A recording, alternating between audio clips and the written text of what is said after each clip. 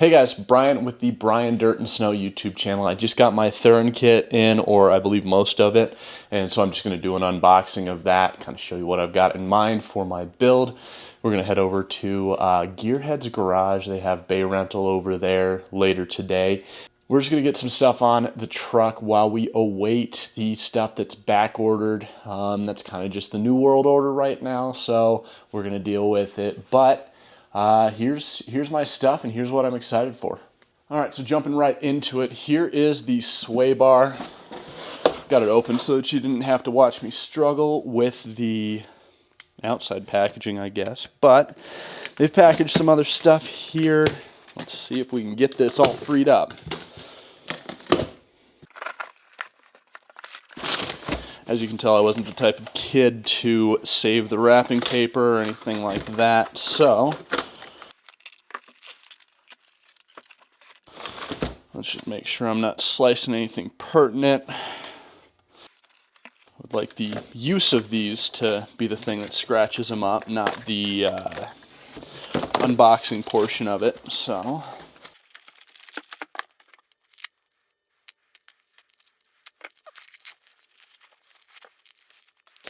I mean, if nothing else, the packaging of Thuren needs to be noted. They're definitely keeping all the stuff safe, making sure it arrives correct. These are your sway links. I mean, they're quite a bit more burly than the sway links that came originally on the truck. And then we'll get this Thuren sway bar out.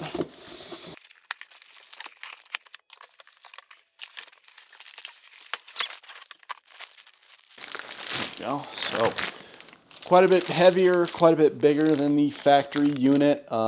This one is meant to sort of behave like a torsion bar and sort of ramp up as you're getting more and more force on it. So of course, when you do take the hit on only one side, it's going to absorb that hit a little bit better. The problem with the factory sway bar is they're basically making it so that it is safe for you to use at its full capacity. Use the vehicle, of course, at its full capacity as soon as you leave the dealership.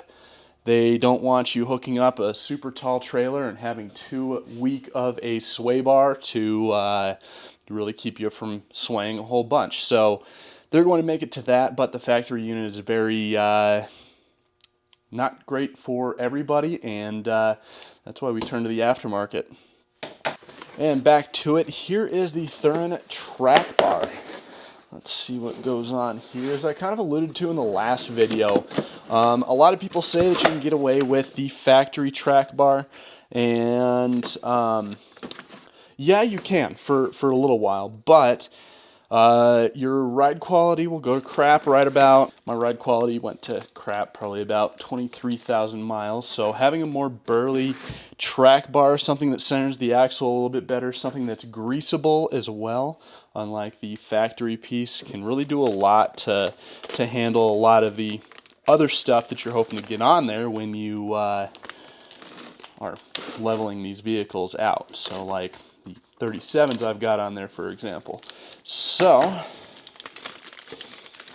let's just take this, and you can see just how burly this piece is. So excited to get that on. All right, and here's the part that a lot of people probably think that the ride quality comes from.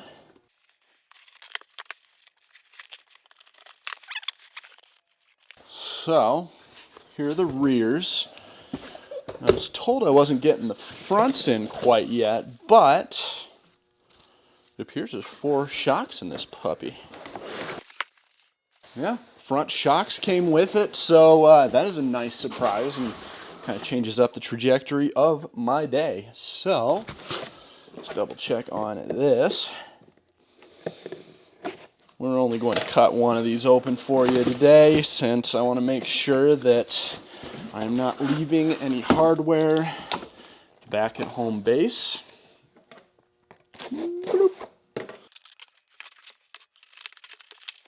And ta-da, the Thuren custom valved front shocks.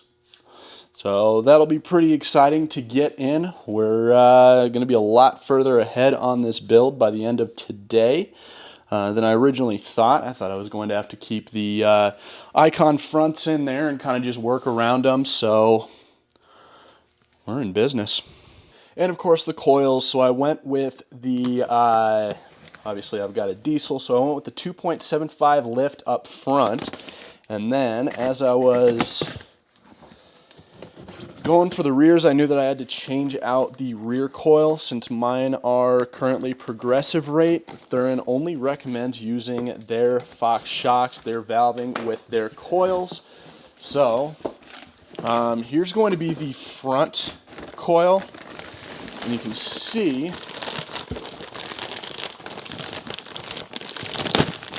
that these coils stay at the same frequency, I guess, all the way through.